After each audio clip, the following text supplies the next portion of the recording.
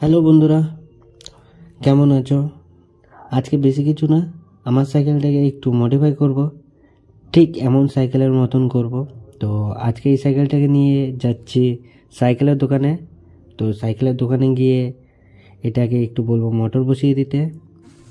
তো চলো আমার সাথে, চলো। আর আমার ভাইকেও নিয়ে নিলাম। ভাই বললো আমার সাথে যাবে, তো ওকে বললাম ঠিক আছে তুই চ, তোর সাইকেল বার কর। ও সাইকেল করে আসছে, ওই দেখো আমার ভাই।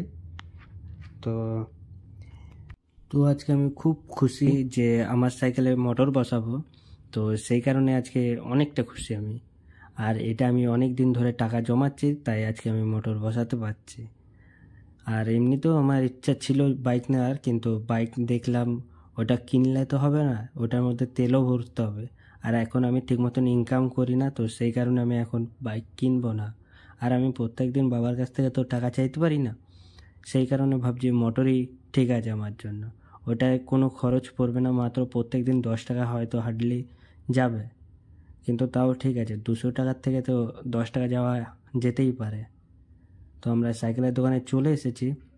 তো সাইকেলটা বললো আজকে এখানে রেখে যাও, আর কালকে এসে সাইকেলটা নিয়ে যাও। তো আমি সেটাই জিজ্ঞেস করলাম যে কালকে কখন আসবো। ওনারা বললো কি সন্ধ্যাবেলা বা রাতের বেলা এসে সাইকেলটা নিয়ে যাও। তো বললাম ঠিক আছে তাহলে, এখন আসছি। তো সেটা বলে আমরা বেরিয়ে পড়লাম। আর আমার ভাই তো ভাগ্যিস সাইকেলটা নিয়ে এসেছিল, ও যদি না আসতো তাহলে আমাকে হেঁটে হেঁটে যেতে হতো বাড়ি।